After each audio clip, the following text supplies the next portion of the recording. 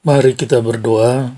Damai sejahtera Allah yang melampaui segala akal akan memelihara hati dan pikiranmu dalam Kristus Yesus.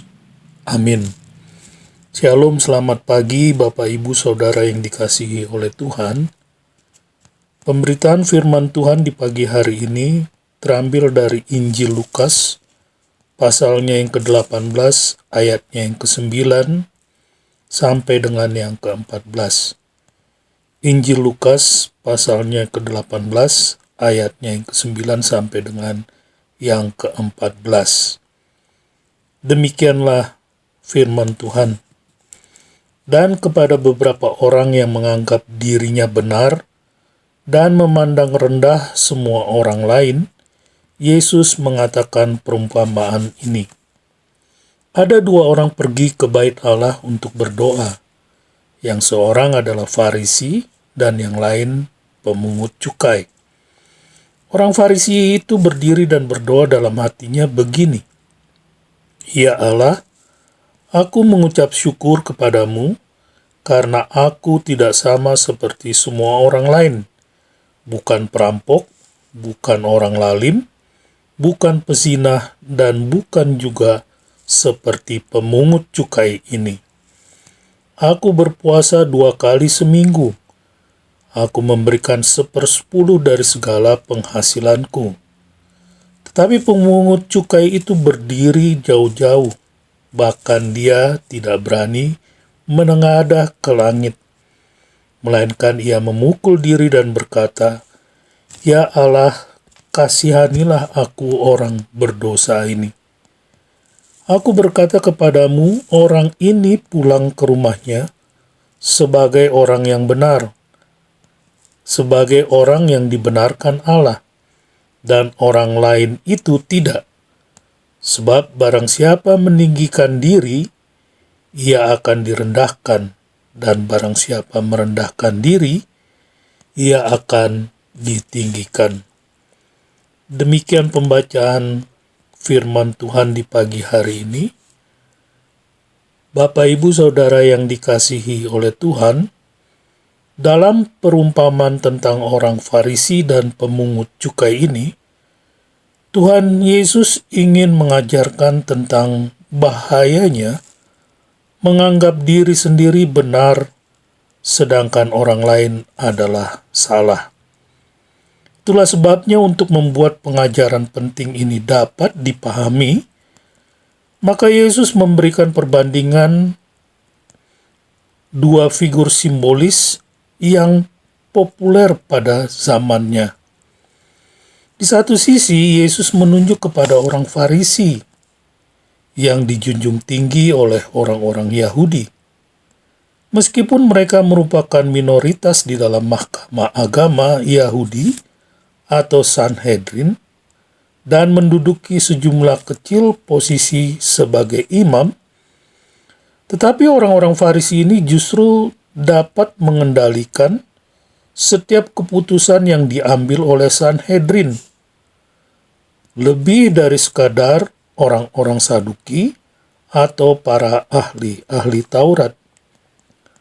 Hal inilah yang membuat mereka disukai dan didukung oleh masyarakat Yahudi, karena mereka dianggap sebagai penjamin dari pelaksanaan hukum dan menginterpretasikan hukum dengan menambahkan aturan-aturan dari hukum Taurat itu sendiri.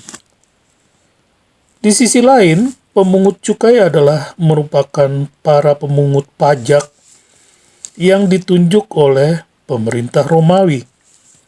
Para pemungut cukai ini juga termasuk dari orang-orang Yahudi sendiri.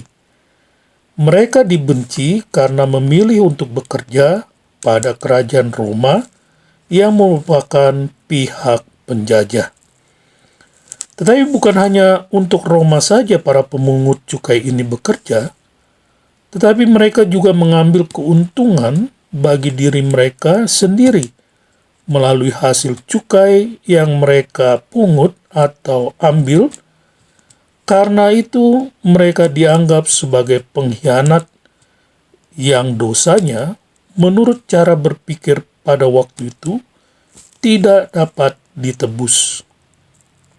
Nah, Bapak Ibu Saudara yang dikasihi oleh Tuhan, melalui orang Farisi dan pemungut cukai inilah Yesus mengungkapkan bahwa menganggap diri sebagai yang paling benar merupakan sesuatu yang sangat berbahaya.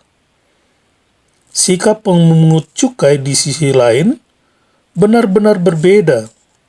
Dia bahkan tidak berani mengangkat matanya ke surga. Tetapi dia memukul dadanya sambil berkata, "Ya Tuhan, kasihanilah aku orang berdosa." Sebagai pemungut cukai dianggap oleh orang-orang Farisi, ahli-ahli Taurat, dan imam sebagai orang berdosa karena tidak selaras dengan hukum mereka. Oleh karena itu, pemungut cukai ini merasa dirinya sangat berdosa. Ia tidak menganggap dirinya layak untuk datang kepada Tuhan dan menyerahkan dirinya sepenuhnya kepada Tuhan.